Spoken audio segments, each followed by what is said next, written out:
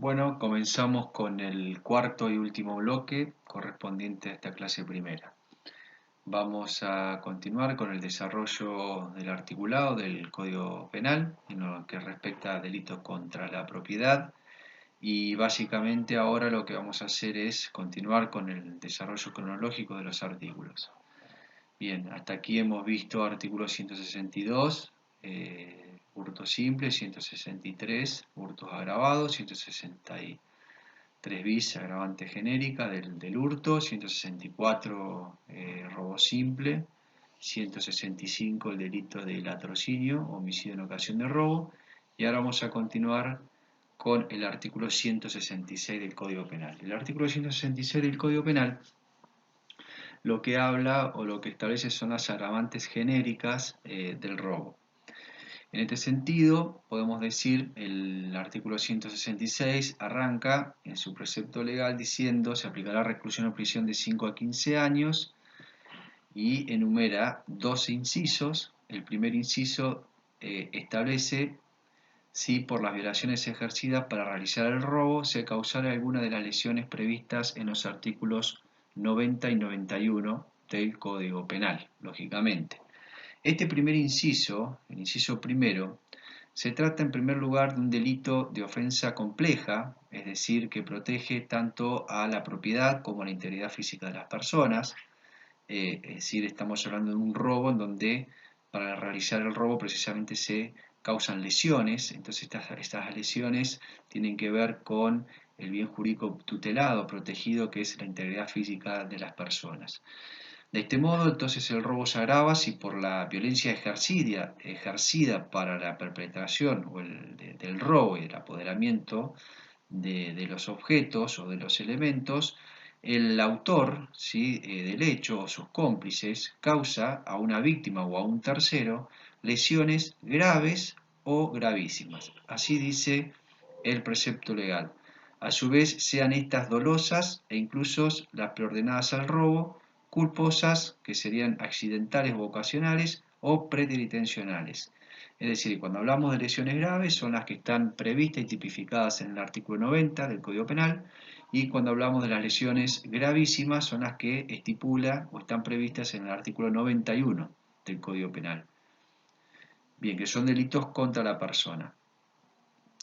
Entonces, básicamente el motivo de esta agravante genérica del robo está dado por el modo de comisión del desapoderamiento, entendiendo por esto al mayor poder intimidante con el que cuenta el sujeto activo o el autor del delito de robo, como así también al peligro que constituye para el agraviado o la víctima dicho comportamiento. Eh, Tenemos que hacer en relación a este inciso primero, tenemos que diferenciarlo del que hemos visto en el artículo 165, esto es el latrocinio o el homicidio en ocasión de robo, en las que las lesiones graves o gravísimas que estipula aquí en el robo no son las ocurridas con motivos u ocasión, sino sino que son cuando de algún modo han sido causadas por las violencias ejercidas para realizar el robo. ¿Se entiende? Esta es la diferencia con el 165. El homicidio tiene que resultar con motivo u ocasión del robo. En cambio, en este precepto legal, las lesiones graves y gravísimas, que siguen siendo, delitos contra la integridad sexual, perdón, contra la integridad, contra las personas, delitos contra las personas, digo, el homicidio como las lesiones, ya sean leve, grave o gravísimas, que la van a ver en los delitos contra las personas. En el caso del 165, entonces les decía que las mismas ocurren con motivo o ocasión del robo. En cambio, en este precepto legal, en este inciso primero, son causadas por la violencia ejercida para realizar el robo. Cuando habla del precepto legal, que habla para realizar el robo, se toma en cuenta el concepto del artículo 164, última parte. ¿Se acuerdan cuando hablábamos del 164? Es cuando el robo tuviera lugar antes, durante y con posterioridad para lograr su impunidad. Bueno, esto se aplica del mismo modo en este inciso primero. Y por último, en relación a este inciso, las lesiones deben encontrarse consumadas para que podamos aplicar este agravante, pudiendo, no obstante, el robo quedar en grado de tentativa. ¿Se entiende? Bien. Pasando entonces al inciso segundo del artículo 166, como agravante del robo, el precepto legal establece si el robo se cometiere con armas o en despoblado y en banda. Bien, la norma contempla claramente dos agravantes. Una primera que se cometiere con arma, con utilización o uso de un arma, armas en términos genéricos, entendida como todo elemento que aumenta de cualquier modo el poder ofensivo del hombre o de la persona. Y en segundo lugar tenemos como segunda, digamos, la segunda agravante dentro de este inciso segundo es que el robo sea cometido en despoblado y en banda. Bien, en relación al primero, esto es que se cometieren con armas, acá tenemos que diferenciarlas, es decir, las armas que prevé la ley penal, este precepto legal, pueden ser propias, que son las específicamente destinadas para el ataque o defensa de las personas. Por ejemplo, podemos hablar de una espada, podemos hablar de un gas pimienta también, y por otro lado tenemos las impropias, es decir, por ejemplo, un palo, es decir, impropias o equiparadas, equiparables a las propias, podemos decir que son aquellas fabricadas con otros destinos, pero que ocasionalmente se emplean para producir un daño, ¿sí?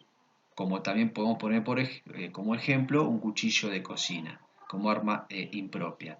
Entonces, tiene que quedar claro que el arma debe ser usada preordenadamente por el atacante, por el autor, instante antes o al momento de ejecución del hecho, y aún posteriormente para lograr su impunidad. ¿Sí? Pero en todos los casos no basta con portar el arma, sino tiene que ser empleada, exhibida o esgrimida de manera ostensible. ¿Como para qué? Para doblegar la voluntad de la víctima o de un tercero, eventualmente. Es decir, esto es importante que lo tengan en cuenta. Es decir, no basta con portarla. Si yo porto el arma, cuando voy a cometer el delito de robo, y en ningún momento la empleo, ni la exhibo, ni la esgrimo a la víctima o al tercero, no se daría esta agravante. Entonces, el término arma alude a todo instrumento específicamente destinado a herir o dañar al individuo, como cualquier otro objeto que sea transformado en arma por su destino al ser empleado como medio contundente. Es decir, la razón de este agravante, entonces, podemos decir que obedece en que el uso del arma aumenta el poder ofensivo del sujeto activo, como así también la víctima resulta estar en una situación de mayor vulnerabilidad. Y el segundo agravante que contempla este inciso segundo es que el robo se cometa en despoblado y en banda. El término despoblado es lo contrario a poblado, es decir, se trata de un sector alejado de la ciudad, de una zona céntrica, es decir, lo fundamento es que sea un lugar en donde no haya, al momento de cometerse el robo, el auxilio inmediato de tercero y el responsable, a su vez, el autor del hecho, encuentre mayormente facilitada su impunidad. Esto es lo que fundamenta y el agravamiento de la mayor punibilidad en los casos de que el delito se cometa en despoblado y en banda. Entonces, a su vez, a lo que es a lo despoblado debe sumársele la existencia de una banda, es decir, ambos eh, deben deben coexistir porque si no, no se daría este agravante. Fíjense que el precepto legal claramente dice en despoblando y en banda. Ese y en banda significa que tienen que sí o sí darse las dos circunstancias para que pueda aplicarse esta calificante.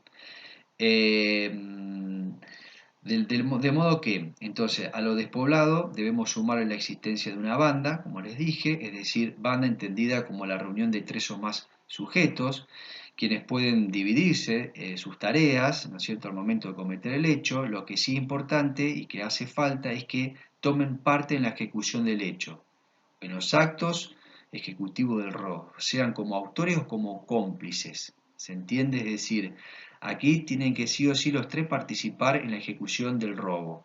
Y un dato no menor es que la inimputabilidad o inculpabilidad de alguno de los integrantes de la banda, de ningún modo, por lo menos lo que dice jurisprudencia mayoritaria, excluye esta agravante. En cuanto al término despoblado también, obvié mencionar que hay que tomarlo como un concepto jurídico y no solo geográfico. Esto es precisamente, como lo he mencionado, por la posibilidad o no de poder requerir un auxilio. Es decir, en conjunto, digamos, este agravante entonces se justifica por la situación de indefensión de la víctima o de la cosa, ¿no? Digamos, a la que podemos sumar el mayor poder vulnerante de la actuación de la banda, hay mayor posibilidad o facilitación de poder consumar el robo. Si estamos hablando de 3 personas mínimo en un lugar despoblado, imagínense cómo, además del poder digamos, del poder vulnerante, de que significa que sean 3 los sujetos que ataquen a una persona, eh, sumado a la falta de auxilio, bueno, estas son las dos cuestiones que hace a la mayor punitividad y lo que justifica esta agravante. Y por último, fíjense que esta agravante la podemos diferenciar de los supuestos anteriores que hemos mencionado, en función de que aquí el robo puede configurarse estando, o sea, por violencia ejercida a la víctima, ¿sí? Como así fuerzan las cosas, cosa que en las anteriores estábamos hablando siempre de violencia contra las personas. Aquí también puede darse el robo con la calificación en despoblado y en banda sin presencia de la víctima, es decir, no hace falta que esté presente en el lugar la víctima para el desapoderamiento, es decir, puede ser violentar una puerta en un lugar despoblado y encima son 3 las personas mínimas que participan, pues entra en este concepto o en esta agravante sin necesidad de que haya presente en el lugar una víctima, una persona. ¿Se entiende? Bien, pasemos a la ilicitud del penúltimo párrafo de este artículo 166, que dice, si el arma utilizada fuera de fuego, la escala penal prevista se elevará en un tercio en su mínimo y en su máximo. Bien, aquí se establece un agravante más. Esto tiene que ver con que el arma que utiliza el sujeto activo, el autor del hecho, en primer lugar sea de fuego. La sanción se eleva, fíjense, en un tercio en su mínimo y en su máximo, es decir, hay un doble agravamiento, ya arrancamos de 5 a 15 años, pero acá le sumamos a su vez a esa escala mínima y máxima un tercio, y el motivo básicamente de esta calificante es doble.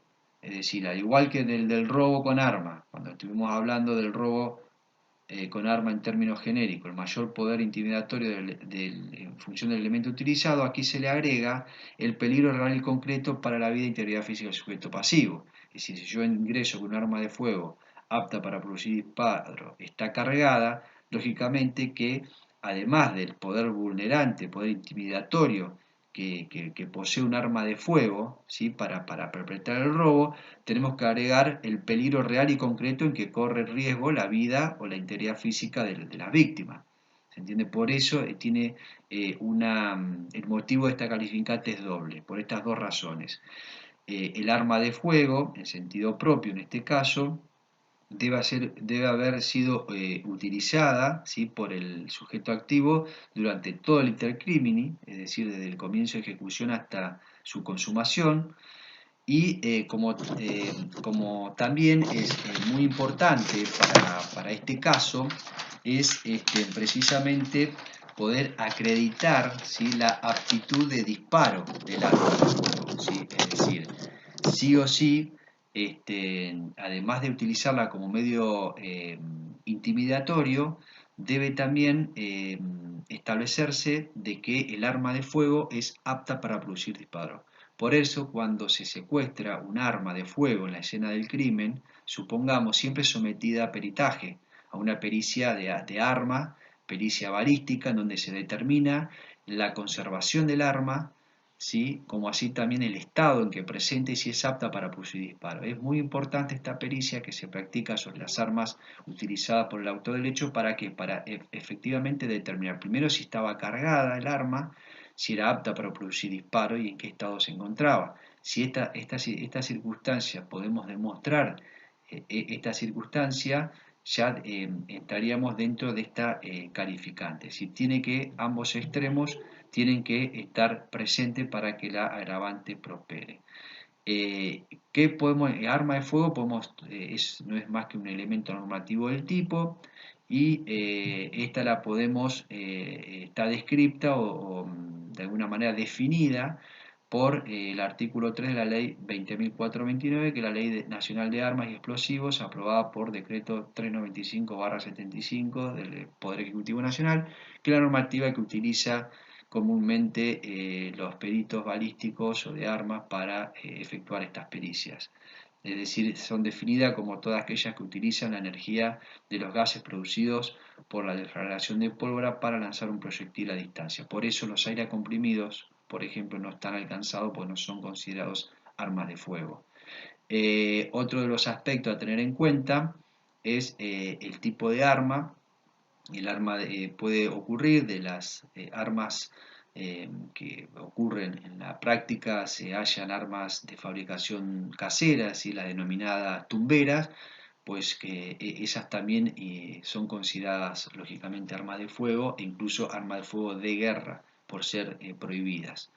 Bien, luego tenemos el atenuante, ahora viene una atenuación del último párrafo de este artículo 166. Allí está previsto para el caso de que se lleva a cabo un robo con un arma de fuego cuya aptitud para el disparo no pudo tenerse de ningún modo por acreditado.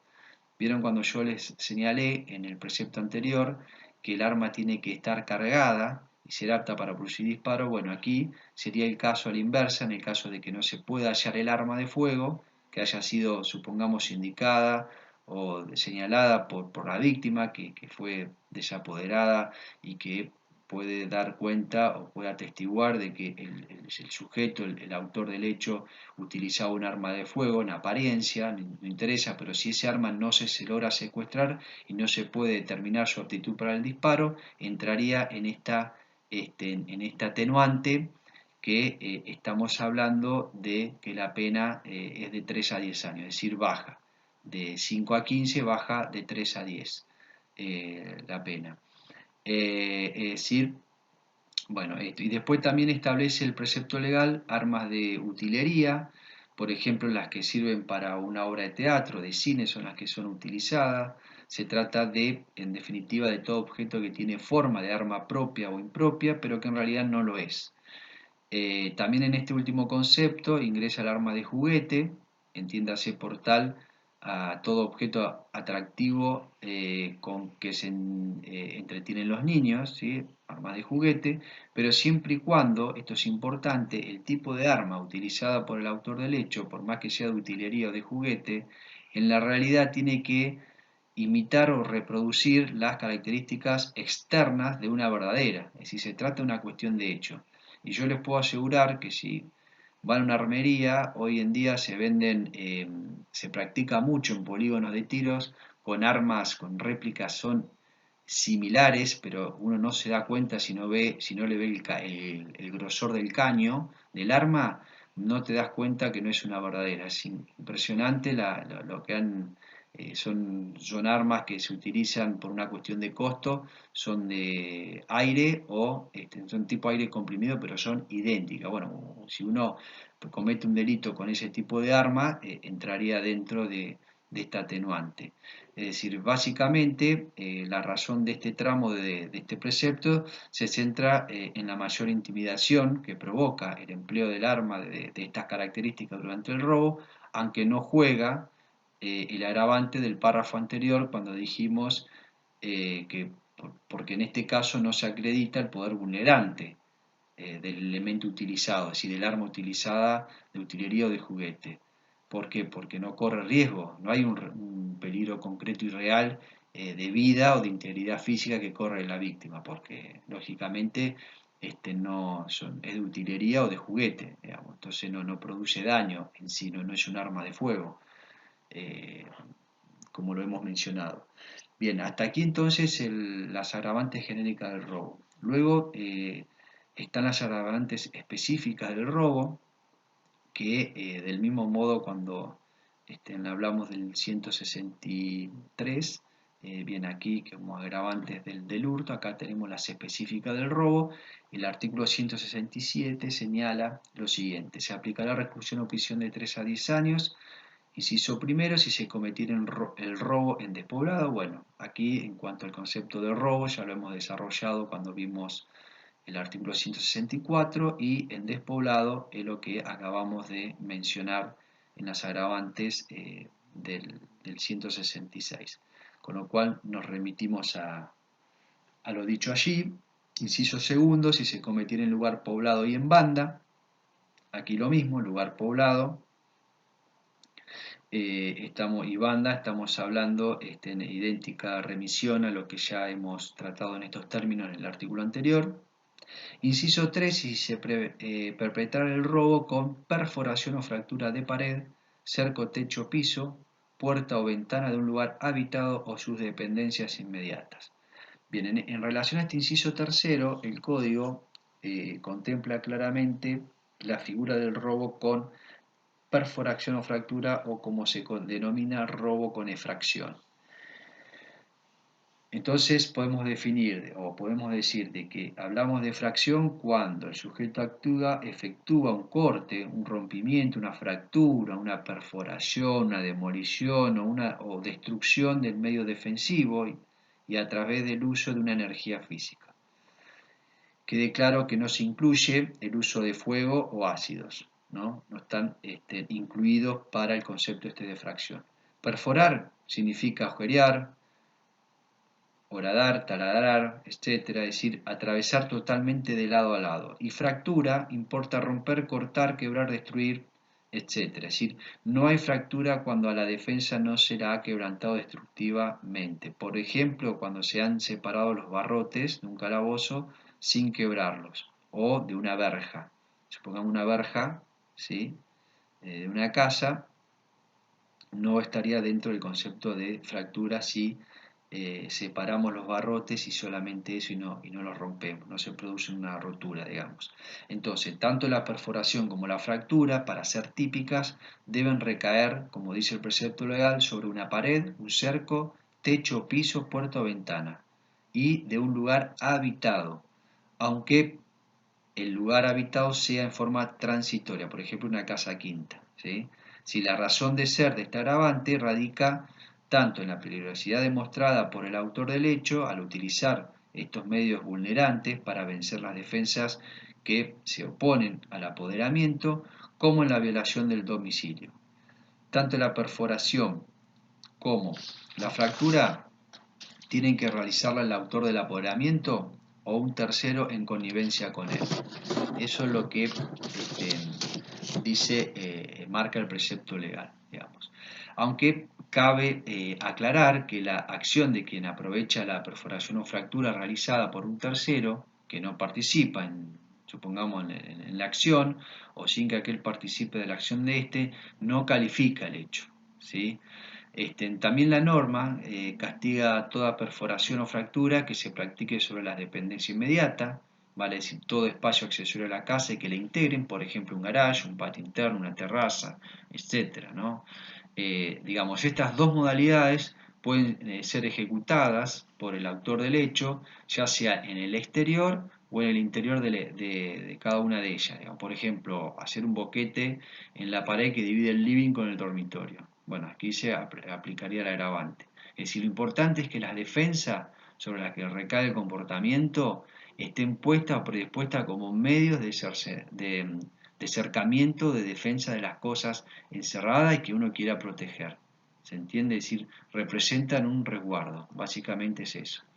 El inciso cuarto de este articulado entonces contempla la hipótesis de que el robo se agrava si el autor lo ejecuta concurriendo a alguna de las calificantes previstas en el artículo 163, con lo cual me remito a lo que hemos lo que he mencionado en relación a ese precepto legal. Bien, y por último, para terminar con este capítulo 2, tenemos el robo agravado por la calidad del autor, 167 bis del Código Penal, que establece, en los casos enunciados en el presente capítulo, la pena se aumentará en un tercio en su mínimo y en su máximo, cuando quien ejecutara el delito fuere miembro integrante de las fuerzas de seguridad policiales o de servicios penitenciarios. Se trata, ni más ni menos, de una agravante genérica de pena similar al que explicara para el artículo 163 bis. Por ejemplo, bajo las mismas observaciones efectuadas, por lo que debemos remitirlo a lo que ya he mencionado al tratar el artículo 163 bis. Básicamente, para concluir sobre este precepto legal, el mismo se trata de un tipo legal especial impropio para los artículos 164/167. Se justifica en su aplicación básicamente por el mayor reproche penal que merece el autor del hecho, el sujeto activo, por cuanto su investidura facilita de algún modo la perpetración del delito y dificulta las tareas de investigación. Bien, hasta aquí entonces concluimos con lo que es robo y culminamos también con lo que es todo el contenido abarcativo de la clase 1. A continuación, y este sería, bueno, a continuación vamos a comenzar con ya la clase segunda, la segunda clase, con el delito de abigeato.